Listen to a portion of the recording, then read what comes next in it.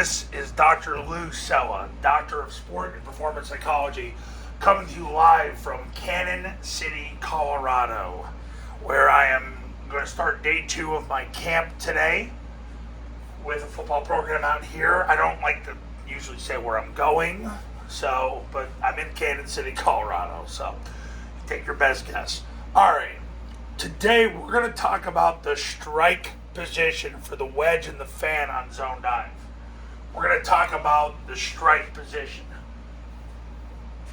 If you're coaching blocking, okay, when you're coaching blocking, the focus has got to be on the strike.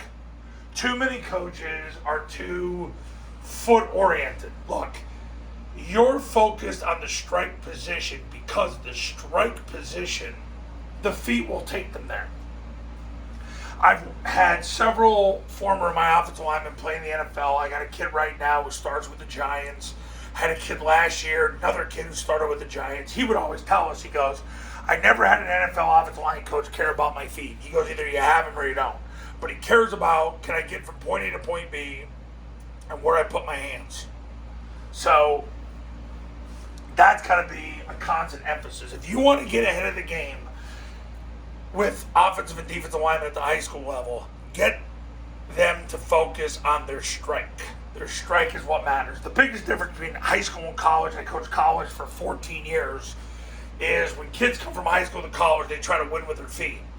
In college, you got to win with your hands. So if you can take that to high school, it makes all the difference in the world. So we're going to talk about that today. Okay, the strike position for the wedge and the fan on zone dive starts at the guard and the A-back, but we're going to talk guard first.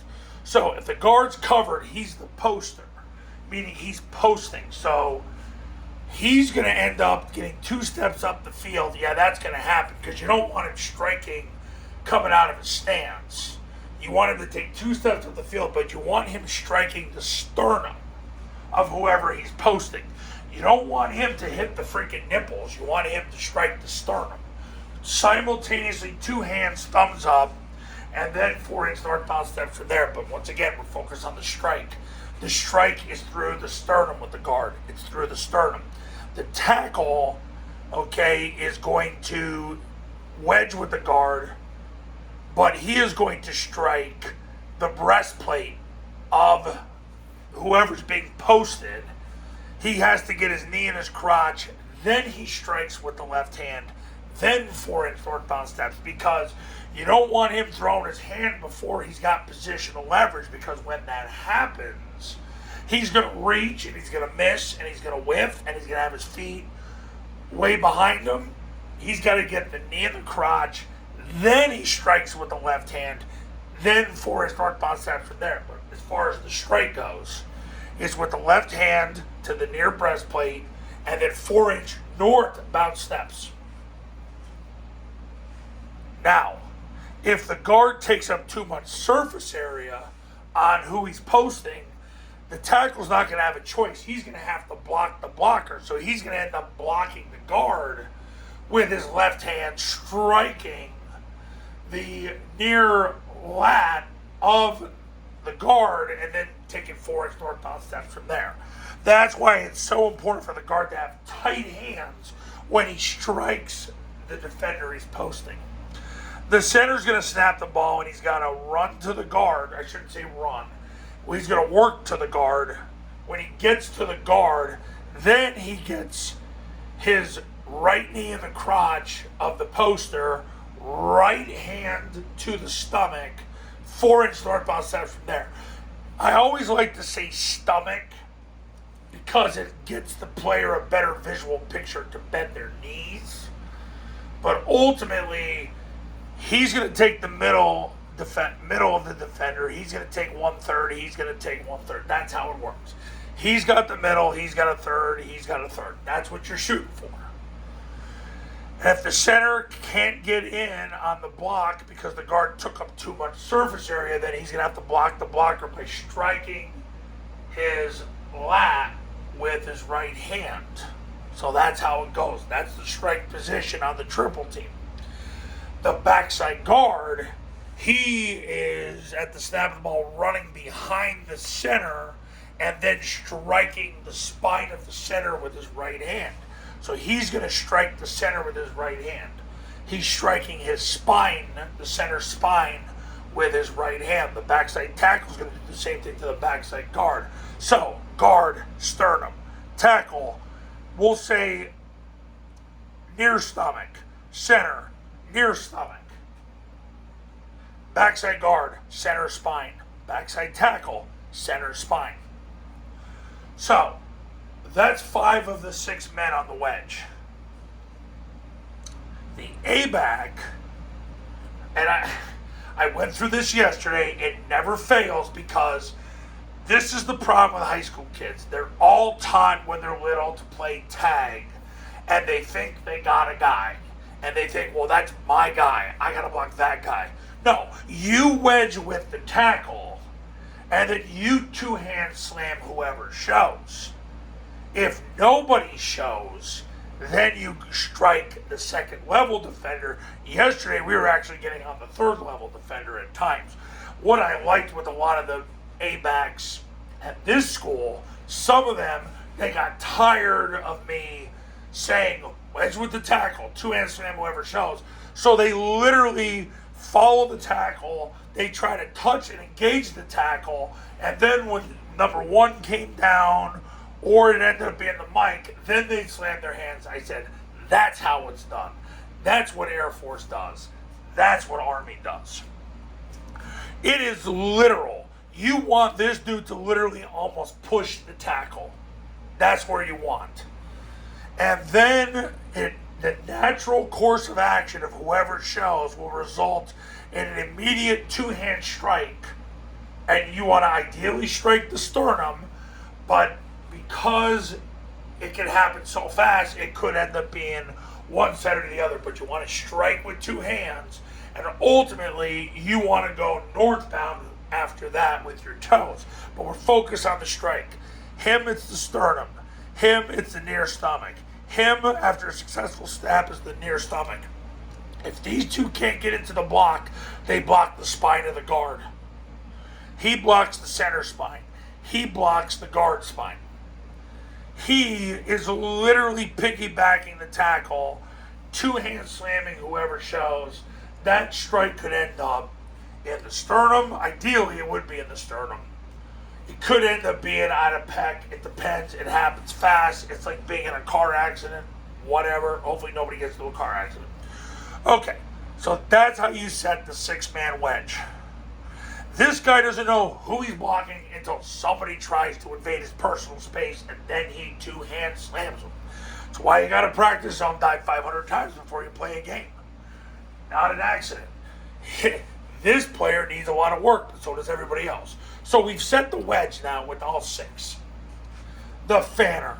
This is a great one, because here's what you need to understand about the fan. The fan, he's going to step with his inside foot first, because you don't want to step here and then get beat across your face in case the guy spikes and goes C-gap.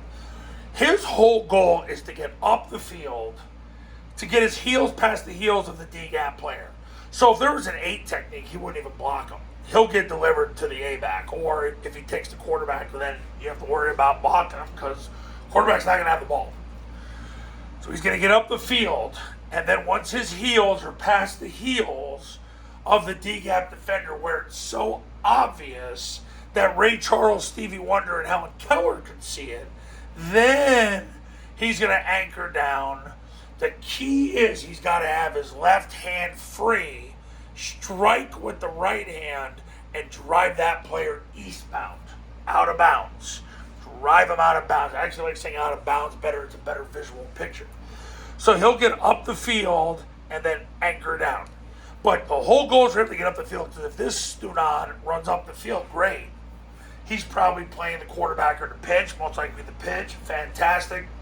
Backside A-back's not going to have the ball.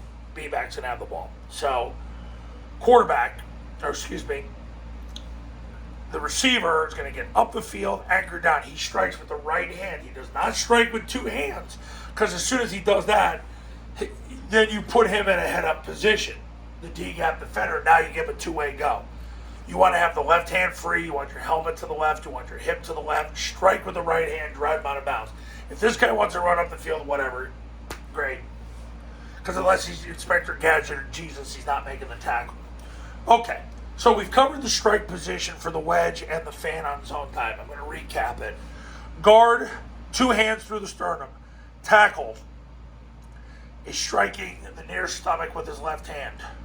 Center is striking the near stomach with his right hand. These guys need their near knee in the crotch before they strike. They got to get in position, then strike. Not strike and then try to get in position. No. Get in position, then strike. He blocks his spine. He's got to get behind him and then strike the spine of the center. He's got to get behind him, then strike the spine of the guard. That's real scoop blocking. Scoop blocking, the goal is to cancel the gap. You're canceling from your half of your body to the half of the body of the adjacent lineman. Years ago, Coach Niamatalolo used to say crotch. Obviously, in this insane world in which we live now, we say spine. So that's what happens there. A-back literally piggybacks the tackle. 2 hand slams, whoever shows, nobody shows. Goes second level, but he strikes with 2 hands. 2 hands. Guard is 2 hands. Tackle is 1. Center is 1. Backside guard is the near hand. Backside tackle is the near hand. A-back, 2 hands. Here, he's striking with the right hand. He's got to get up the field, then anchor down. Let this guy run up the field. Okay, so now you know the strike position for the wedge and the fan on zone dive. If the tackle and the center have people right in the gap where they can't wedge with the guard, they're going to strike with the near forearm. They're going to get their near knee in the crotch, near forearm to the stomach, 4-inch northbound steps. They use their forearm on a down block. It's a better surface area on a first level block. The other thing, and this is so important because kids do this and they make their life more difficult when they do this, is if he has a 1 technique and he has a 4-eye and they go to block that player, you don't want to use 2 hands because now you're base blocking the guy. What's the point of having leverage? Because if you use 2 hands, you took a 1 technique and you just made him a 0. If you took him and you down block, now you made him a 4. He's got a 2-way go. The whole point of what I'm trying to say is now he has a 2-way go. And because he has a 2-way go, what ends up happening is now you don't have any positional leverage. Positional leverage is the name of the game. So, if there's a 4-eye or a B-gap defender, a 1, or an A-gap defender, which by definition is the same thing anyway, the down block is the near knee in the crotch, the near forearm to the stomach, and then 4-inch northbound steps from there. But the forearm strike is the key, and you got to have the knee in the crotch before you throw the forearm. Get in position, then strike. Near knee in the crotch, then the near forearm to the stomach, then 4-inch northbound step. But we're talking strike, so the strike is with the near forearm. This is a pretty comprehensive video, but anyway, that's the strike position for the wedge and the fan on zone dive. This guy, he strikes the goalpost, and everybody else is a ball carrier. Well, not a ball carrier. He's the ball carrier, but he jumps, points the ball, and then accelerates to the D gap. He runs the pitch at the snap, and that's that. So it's good. It's good to be him, on this because he just runs the pitch, doesn't have to do much. He takes the snap, jumps play side, points the ball. The B-back will sprint through the ball. He'll press through the play side hip of the tackle, get vertical, and score. Quarterback accelerates to the perimeter to pull the perimeter. So this guy gets to live the dream and kiss the goalpost. Okay, that's a strike position for the wedge and the fan on zone dive. Look, if you're ready to become a client, pick up the phone and give me a call right now. My number's on the thumbnail of this video, and so is my website. The Triple Option Football Academy and Triple Option Football Academy camps are going to show you how. Go to tripleoptionfootball.com/testimonials. You can see all the success stories that have come from the camps and the academy. The academy is $997. You get the academy for 2 years. You're going to get the academy for 2 years. So if you want to learn more about how the Triple Option Football Academy works, give me a call. Because what's going to happen is, if you're ready to change your offense right now, you can learn the offense today. Today. Because there's a specific way it's taught to you so you can learn fast. You're not going to piece it together watching all these videos. You're not. You can pretend that you are, but you're not. Don't be a freaking cheap freaking bum. It's not. You're not even going to use your own money anyway. You're going to use the school's money, pay $9.97. You're going to learn the offense in less than a day.